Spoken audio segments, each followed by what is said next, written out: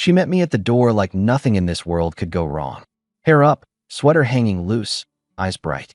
She grabbed my coat before I could drop my toolbox, kissed me like she'd been waiting hours, and waved me toward the table she'd set. Roasted chicken, salad, the good plates. She laughed at my jokes about the late shift. She asked about the plant. She pressed a cold soda into my hand and nudged me into a chair. Sit. Eat. You look wiped, she said, tapping my shoulder with the back of her fingers like I was a kid who needed a nap. I watched her cut the chicken, move around the kitchen quick and light, and I remember thinking, I picked right. I work the hours, I carry the load, but I picked the right woman to build with. I ate. She fussed. We talked about little things. The neighbor's new fence, the dog that kept wandering into our yard. When I reached for my wallet to check a receipt, she took it out of my hand, slid it onto the counter, smiled. Tonight is not for numbers, she said, and leaned down to kiss me again. I went to bed full and stupidly content. If I'd known where that kind of softness leads, I would have asked harder questions right then. The next afternoon, my neighbor Mike called. We're not close, but he's the type who knows everyone's trash day and who left their garage open. He works from home and pays attention. Hey man, he started. Heads up. There've been a couple break-ins across Oak Street. Daylight hours. Guys slip in, fast, grab what they can. I was already on the freeway back to the plant. You serious? Yeah. Cops cruised earlier. Might want to tighten up. I'll handle it. I hung up, called a security company from the parking lot, and booked a full install. Doors, windows, sensors, the works, 3-day job. When I told my wife, she glanced at the calendar, frowned. 3 days? While you're on nights. It's going to be loud, she said. Then go to your parents for a long weekend. Make it easy, I answered. I'll coordinate the crew. She looked relieved fast. That might be good. Mom's been asking to see me. Do it, I said. I want this done.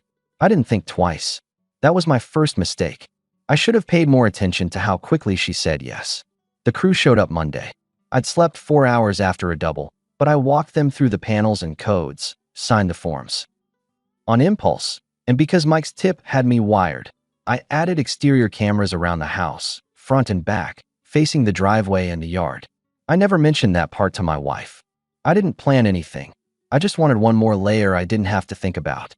When she packed a small bag to head to her parents', she blew me a kiss over her shoulder.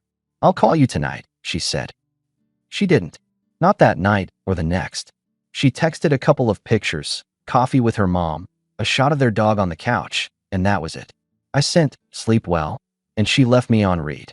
I told myself she was letting me rest while the installers ripped drywall and stomped in and out. I also told myself it was fine that she didn't ask about the extra truck in the driveway. The system wrapped up early Thursday. She came home Friday morning. The house looked like we'd had a mild windstorm inside. Drywall dust, little paper tags on sensors. She set her bag down and pecked my cheek. How'd it go? Done, I said. We're locked up tight. She nodded, then walked the downstairs like a realtor. Something in her changed. It was small, a way her eyes slid over the front windows. She felt distant. She was there, making coffee, acting normal, but it was like she was standing on one foot somewhere else. I let it go for the afternoon. At dinner, I put it on the table. I can pull a few days, I told her. Next week. We haven't had a break in a while. We go somewhere, even 2 nights. Drive upstate. Hike, eat, sleep. Your pick. She ran a thumb under the rim of her glass. You're slammed, though. I'm always slammed, I said. That's not an answer. It's just last minute. I'm not sure I can. She looked at the oven clock, like it owed her a schedule. Maybe later. You love trips, I reminded her. You used to say yes before I finished the sentence. She tried to make it light. Maybe I've changed. Okay, I said, and took that for the red flag it was. I didn't push. I logged the data. When you live on overtime, you learn to separate want from need. I wanted her to want me. I needed to know what I was actually looking at. I went back to nights, logged 12 hours, came home to a clean house and a woman who kissed me like a commercial and then rolled over in bed halfway through a sentence. She wasn't cold exactly. She was careful, polite. That's worse than cold. Cold is honest. Sunday afternoon, I finally opened the camera app. I'd installed the hardware and not touched it. That's how much I trusted the situation. I brewed coffee, sat at my desk, and scrubbed through Saturday in time-lapse. Me leaving in the morning, the contractor's last pickup still in the driveway, Mike mowing his lawn. Noon came and went. I leaned back, bored, and then a black sedan rolled to the curb. Not from our block. Not anyone's friend. Windows tinted. The driver sat for 10 seconds, then eased into my driveway like he'd been there 100 times. He stepped out in cuffed slacks and a pressed shirt, looked around the way people look when they know they shouldn't need to look. He walked to my front door and used his finger to knock twice like he owned quiet. The door opened. He went inside. He stayed until just before I got home. I watched the timeline spin, watched him leave an hour before my truck turned the corner. He adjusted his cuffs as he walked to the car. He did not look at the camera because he didn't know it existed. My wife opened the door to wave him off. The video grabbed her profile for a second. This wasn't a delivery. This wasn't a cousin. I paused the feed. I sat very still. Then I went to the kitchen where she was slicing apples and talking about a new podcast. "Anyone come by yesterday?" I asked. She blinked once. "No." "What?" "Neighbor said he thought he saw a car." I said. "Maybe delivery." Her mouth opened and closed before the words lined up. "No, I was here. Alone. All day." I let the lie hang. Okay. That was it for me. I don't do screaming matches. Screaming is for people without leverage. I made tea, texted a guy I know, an ex-cop named Garrett who runs a small investigations shop, and booked him. The ask was simple: observe my house while I work. Log everything. If a stranger shows up again, follow him, find a name, get me enough facts to act like an adult, not a paranoid fool. Garrett asked one question. "You want me to confront or just collect?" "Collect," I answered. "No cowboy moves." He grunted. "Give me a week." I did more than that. I moved the shared spending account into a separate bucket with a weekly allowance attached. I cut off the auto transfers I'd set up back when love made me generous. I texted her the new rule. House gets paid. Groceries get covered. Anything extra goes through me until I balance these overtime hours. She wrote back a quick, bubbly heart emoji. Then, "Of course, babe. You work too hard." That was the first softening. Too perfectly timed. After days of distance, she turned playful. The next morning, there was a note in my lunch bag. "Thank you for everything you do." She sent me 2 pictures during my shift, her on the couch, feet under a blanket, my hoodie hanging on her shoulders. At 10 p.m., she called for the first time in days. "I'm sorry I've been weird," she said. "I think being at my parents' made me feel off." Noted. I told her. "We're fine." "We are," she echoed, and asked me when I'd be home. I didn't buy the warm tone, but I let it ride. My move had been financial. Her counter was emotional. That told me enough. Midweek, she proposed a dinner date. Fancy. Thursday. She even suggested I sleep in Friday. Said she'd cover breakfast. Second softening. It read like an apology letter with a candle on it. "Let's do it," I replied. "We can take the truck." She hesitated. "I was thinking we Uber." "Truck is fine." I added, "I want to swing by the hardware store after." I wanted her to know I was steering. She laughed like it was cute. "Okay, Mr. Practical." I didn't get to Thursday. Wednesday night, Garrett texted a single line and an address. I stepped into the stairwell at the plant and called him. "Give it to me," I said. "Your visitor's name is Dylan. Married. Runs a contracting company, the kind that dresses like finance," he said. "He spent Monday lunch with your wife at a place on River Road, corner table. That was the appetizer. Yesterday, he pulled into your driveway for 4 hours. I have photos." I tailed him to his place. "He lives off Birch.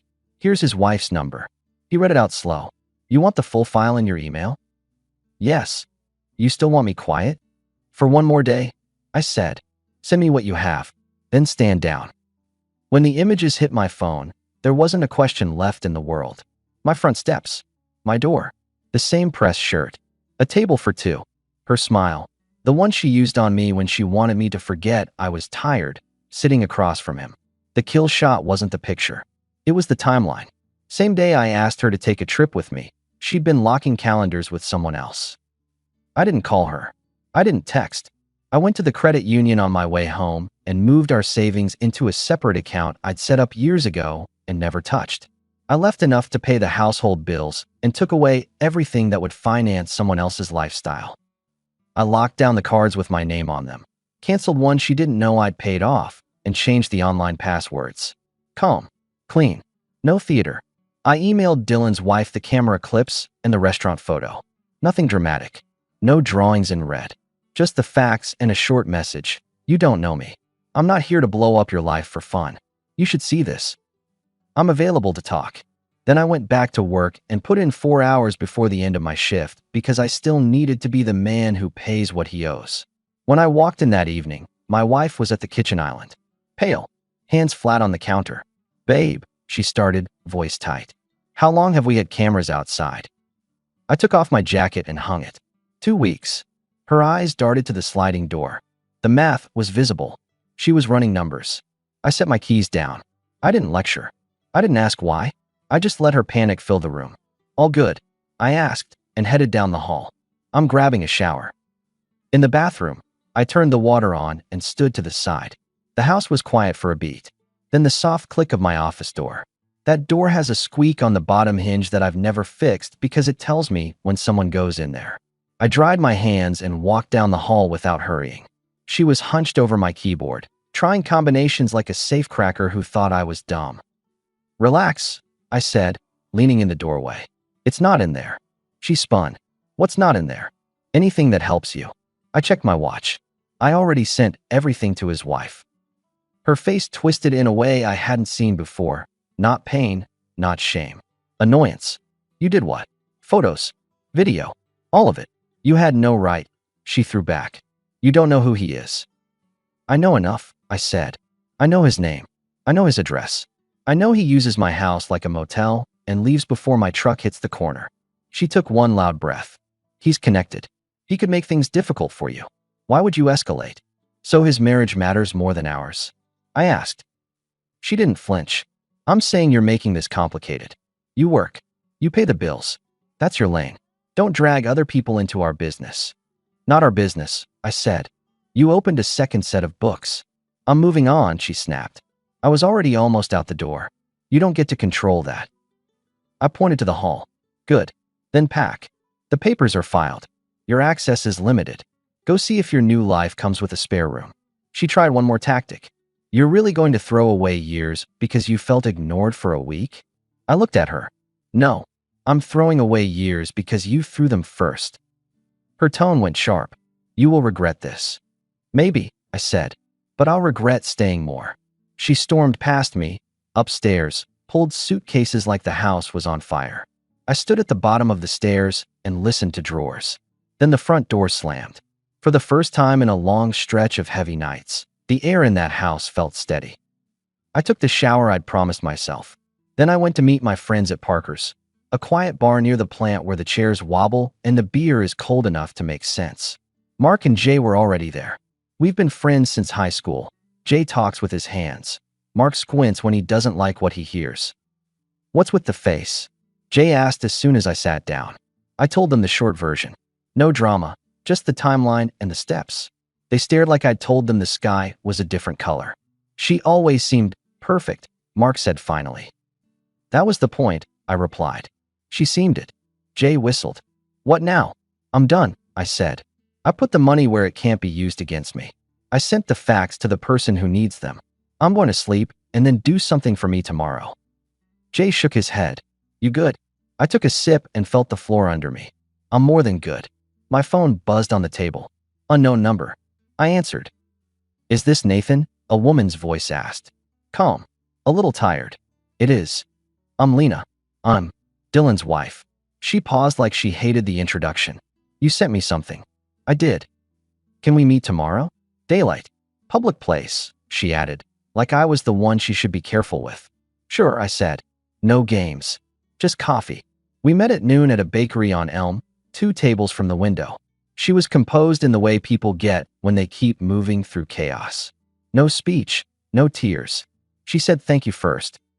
I knew, she said. Or I thought I knew. I didn't want to be right. Same, I answered. I don't think he'll cause you trouble, she continued. He's proud. He'll pretend this never happened. He'll also move fast to cover his tracks. I already moved, I told her. I'm not available for anyone else's cleanup. She nodded. Understood. We spent 20 minutes on logistics, not feelings. She asked if I wanted her to forward anything else she found. I told her no. She slid her number to me anyway. "If you need anything," she said, and then added, almost a smile, "legal or just a person to say, you're not crazy." "I'm not," I said. "I can tell." She stood. "Take care of yourself." "I plan to," I replied. And I meant it. Back at the house, my phone lit up in a pattern, messages from my wife. First came the threats. "You'll ruin yourself. You'll regret this. You'll sit alone." Then the pivot. "We can work on this. It was a mistake. Let's talk." Then the last resort. "Please, I'm sorry. I made a mess. I'll fix it." I didn't answer. I don't punish people with silence. I just don't participate in their reruns. That night, I slept with the window open and woke up without a knot in my gut. I went to the plant early and asked to switch one overnight for a day shift. Not because I needed to prove anything, because I wanted to be where I could look people in the eye without feeling like my house was lying behind me. Coming out to the parking lot, I found Jay leaning against my truck. "You look lighter," he said. "I am." He jabbed a thumb toward the road. "You still on for Saturday fishing?" "I'm on for everything I said no to this past year," I told him. "I like this guy," he said, and clapped me on the shoulder. Saturday morning, halfway through organizing my garage, my doorbell rang. She was on the porch, eyes red, hair pulled back like she'd run the whole way. "Please," she started, hands open. "Don't do this. I made a stupid choice. We can fix it. I'll let the screen door stay between us. We are fixing it." I filed. "You're free." "I'm begging you," she said. "Can we talk?" "We just did," I answered. She surged forward like my silence was her cue. "He's not who I thought. He told me to keep quiet, to let it blow over. He hasn't called me in 2 days. I feel like a fool." "You played a game and lost to someone better at it," I said. "Don't drag me into your learning curve. You're cruel." "No," I said. "I'm clear." She shifted tactics. "Can we at least meet once? Dinner. Closure." I cracked a smile. "You needed closure before you brought someone into my house." Her chin trembled. "You're really going to throw me away like trash?" "You're not trash," I said. "You're a stranger." I stepped back, closed the inner door, and let the latch meet the frame. Through the glass, she stared at me like I'd set a new physics law. Then she walked to her car and drove off. That was the last time I saw her up close. A week later, Lena texted, "Checking on you. How are things?" "Better than good," I wrote back. "Same," she replied. "It's strange how quiet a house gets when the double life ends." "Quiet is a feature," I texted. She laughed in a string of little dots. We started talking more after that. Not heavy, just two people who had walked through a burn and wanted to say out loud that the air feels clean on the other side. She has a dry way of making jokes about chaos that made sense to me. We met for coffee once more, then twice. It never turned into anything else. I wasn't shopping. In the meantime, my ex kept pinging my phone. The messages softened further. Old photos, happy moments, apologies that read like scripts. I didn't block her. I wasn't hiding. I was choosing. When she ambushed me outside the plant one afternoon, waiting by the gate, hands clenched around a folder of who knows what, I stopped a reasonable distance away. "Give me 5 minutes," she said. "You have one," I answered. "I've been staying with a friend. I don't want this. I want you." "You want what you had?" I corrected her. "Free house, unpaid overtime, no questions." "I can change," she said. "I'm not taking applications." "I hate you," she whispered. "That's allowed," I said. "It changes nothing." She cried. I listened. I didn't fix. When she ran out of sentences, I walked past her and into work. She called after me, words I didn't need to store. I didn't look back. That was the first day I fully felt the balance of power shift from trying to be good to insisting on being respected.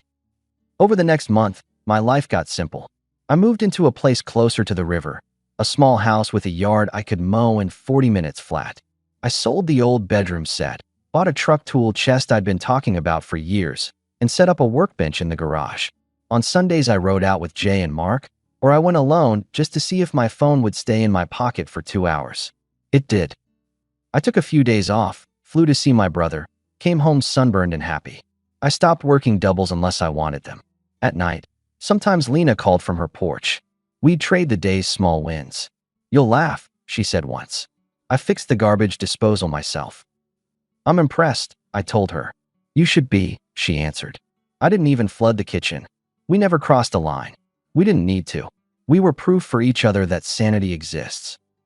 As for my ex, the energy faded. Her messages turned practical. Mail, a box of books, a sweater she realized was still in my dryer. I bagged her things, set them by the door, and texted her times to pick them up while I was at work. She complied.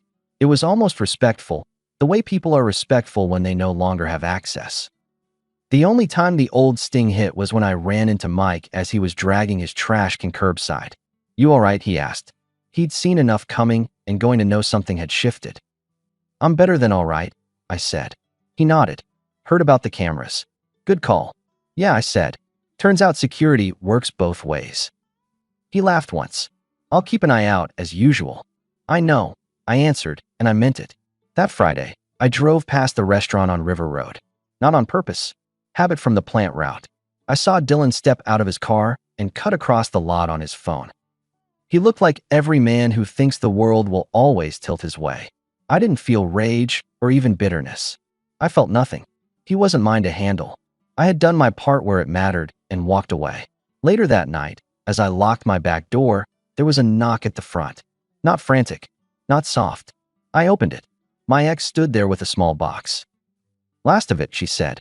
I looked at the box, then at her. Leave it, Nate, she tried, using the nickname she used when she wanted something. Can I come in for a minute? No, I said. Her eyes went glassy. I miss you. I miss the man I was in that house, I replied. The one who trusted what he came home to. That man's not coming back. She stared at my face like she was looking for a switch. You were always stubborn. I was always steady, I said. Now I'm selective. She put the box down, backed away, and then did something I wouldn't have predicted 2 months ago. She nodded. Good night, she said, and left. No slam. No insult. Just the acknowledgement that the door had finally closed. I picked up the box, put it in the garage, and went back inside to my new quiet. I made coffee, even though it was late. I walked through my house, the small one that fits me like a pair of broken-in work boots, and I felt the click of a lock inside my chest. Not protecting anything from someone else, but securing what belonged to me. People ask what the point of drawing lines is when lines get crossed anyway. Here's the answer from a man who worked until he couldn't see straight and then watched his life tilt in a camera feed. You draw the line because it tells you where to stand when someone else jumps the fence. You don't yell. You don't chase. You stand. You set the terms and you enforce them. A month after the last box left my porch, Lena and I sat on a bench by the river. We watched a couple teach their kid how to throw a ball. She handed me a paper cup. To quiet, she said. To clarity, I replied. She smiled, and we let the water do the talking. My phone stayed in my pocket. Not because I'm suddenly noble, because I had nothing to hide and nothing to monitor. That's a luxury overtime can't buy. These days, my life is straightforward. I work a clean schedule. I added a second shift to a hobby. Rebuilding old lawn mowers I pick up cheap and tune in the garage. I take the truck out to the lake. Lunch in a cooler, music low. I say yes to people who earn yes. I flirt at the hardware store, at the coffee shop, sometimes at Parker's. I don't promise anything. I'm not punishing the world for what one person did. I'm just not giving anyone my house keys on the first handshake. If there's a punchline, it's this. Respect isn't a negotiation. You either have it in your house or you don't. When it's gone, you can hang curtains and set tables and smile in doorways, but you're just staging a room that's been emptied of value. The fix isn't a grand gesture. The fix is a decision. When she tried to make her choice mine, I made a different one. I didn't raise my voice. I didn't break anything. I put the money away. I opened the door. I sent the facts where they belonged. And when she came back to say it could be undone, I told her the same sentence she used on me without knowing it would be the last one I'd ever say to her. That's not how this house works. I live in a different house now. It works.